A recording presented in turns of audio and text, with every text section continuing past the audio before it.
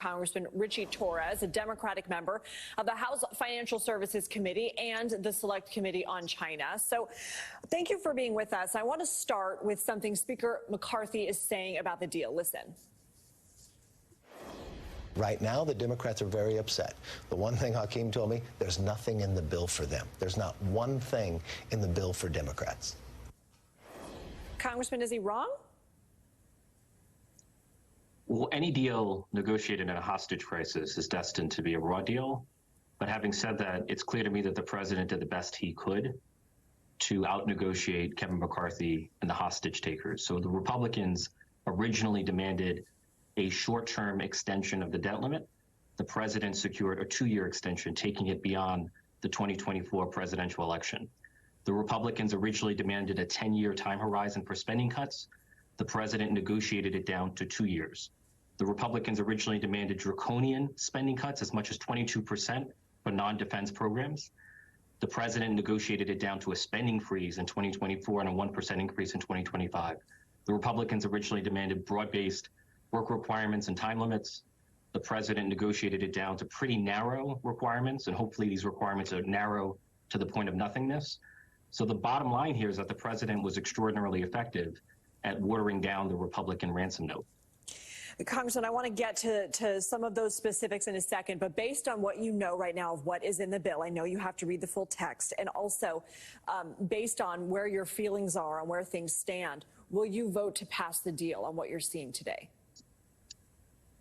Look, I want to be careful not to publicly commit myself to a position before receiving a briefing from the White House and reviewing the details, but the basic framework and the agreement in principle appears to be the very definition of a compromise that neither side wants, but both sides can live with. And so I predict that the majority of Democrats and Republicans in both the House and the Senate will pass the compromise and will avert a default.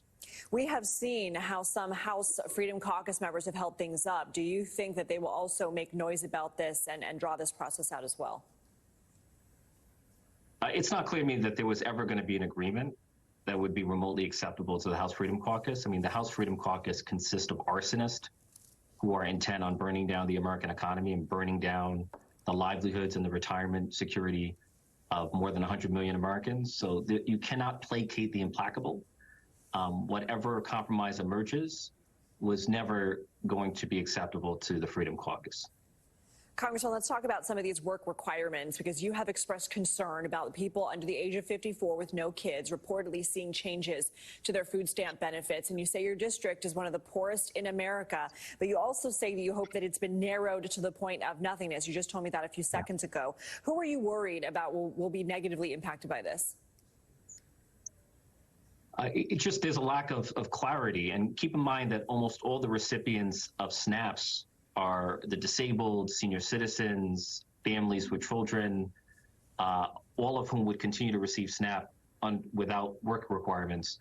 And actually, the president, to his credit, secured eligibility expansions for veterans and homeless people. So that was definitely a win. But I don't know. It's not clear the number of people who would be affected by the new work requirements. It seems pretty narrow. I certainly would prefer agreement with no work requirements because it will make the program less effective. But the Republican position on the debt seems to be nothing more than racist scapegoating and stereotyping of poor people. The Republicans falsely accuse poor people of cheating and gaming the system while enabling rich people to cheat and game the system. The Republicans are going to divert $10 billion away from IRS tax enforcement, which will lead to more tax avoidance and more tax cheating, less tax revenue, and more debt. And so I just find the position of the Republican Party to be morally bankrupt. Congressman, in the White House talking points, it says that it keeps in place the president's plan to provide student debt relief for hardworking borrowers recovering from a once-in-a-generation pandemic. The budget agreement codifies an end to the pause, which the administration had planned to end on September 1st. Congressman, what's your understanding here of what changes for students who owe money on their student loans we're watching right now? I mean, do you see the president's plan to forgive student debt up to $20,000 not being impacted by this? And essentially there isn't much of a change because they were likely going to have to start repaying by September 1st anyway? It seems to me that the president was effective at protecting most of his executive and legislative achievements, including the student debt relief program. But the program faces an existential threat from the Supreme Court.